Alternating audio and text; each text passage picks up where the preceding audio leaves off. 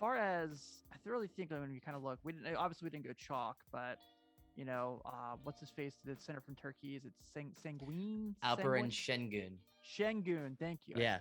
Yeah, their pronunciations are very difficult for me, obviously. Yeah.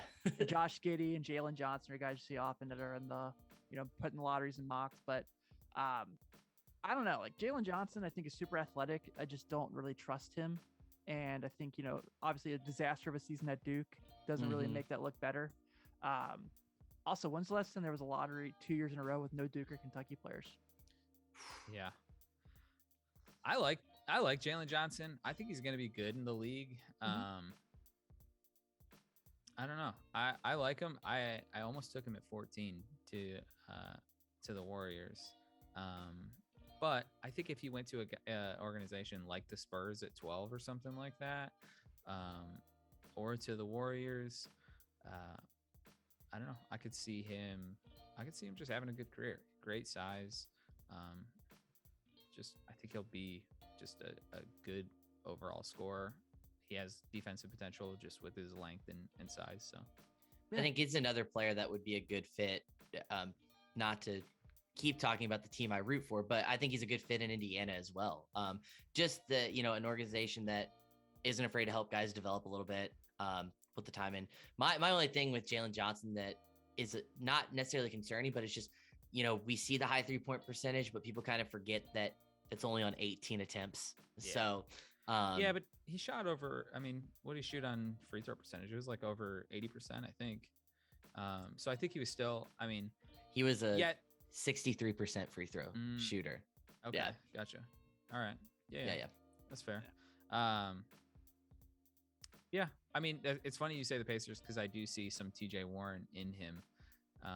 For sure. I think that's kind of like, kind of what you would hope to get if you're drafting him there.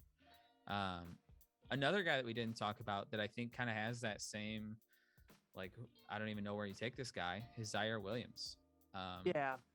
He is just about the most impossible guy I have ever seen to scout.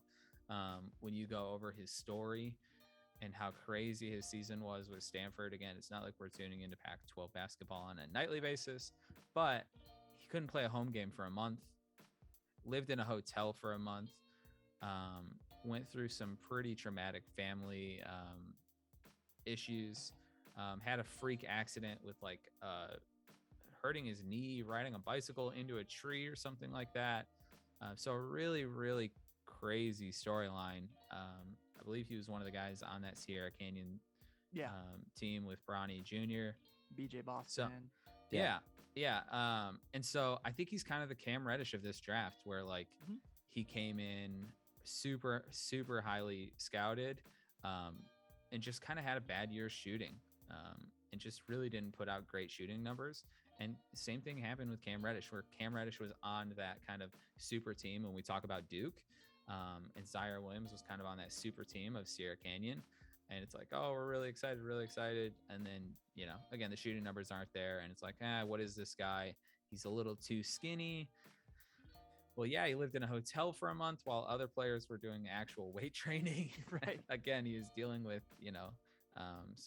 some grieving for personal issues.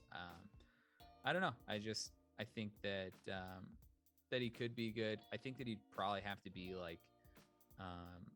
above league average for being a shooter, because he's a pull-up shooter. That's who he is. He would have to develop a good amount shooting wise. But if he does, he could be a good guy to throw in there. It's funny you brought up BJ Boston, because that is who I was referring to when we were talking about Kuminga. I don't understand why Kuminga was so highly ranked, and so was BJ Boston. And then Kuminga has a season where he just doesn't shoot the ball well and doesn't really have great stats, and neither does BJ Boston. But then BJ Boston's a second round pick. Right. And I just don't, I really, really struggle with that. Because both of them were 4 and 5 respectively on most rankings coming out of high school. Yeah. And so I think that if you just kind of covered up their names and said one's 4 and one's 5, they're both going to have bad shooting seasons. and you get one of them, in a top 5 and one of them in the second round, I think BJ Boston has some potential to be a steal. I do too. I think BJ Boston's value has dropped solely because of the fact that he had Kentucky across his chest. Yep. And since that Kentucky team underperformed, that's just got the scouts being like, well, Kentucky, they have the expectation. Whereas Kuminga just went to the G League, so everybody's lauding him that he took that route. Not a knock on Kuminga by any means. I'm just, I think that's what's hurt BJ Boston in the long run. Mm-hmm. Yeah, I agree. Speaking of Kentucky, I do hope that there is some acknowledgement of Terrence Clark. There has to be. Yeah. Either 61st pick or something. Because yeah, it sucks. Really, really tragic situation. But we would have probably been talking about him today on this podcast. So sucks that it happened to a kid, but I hope that there's something that happens.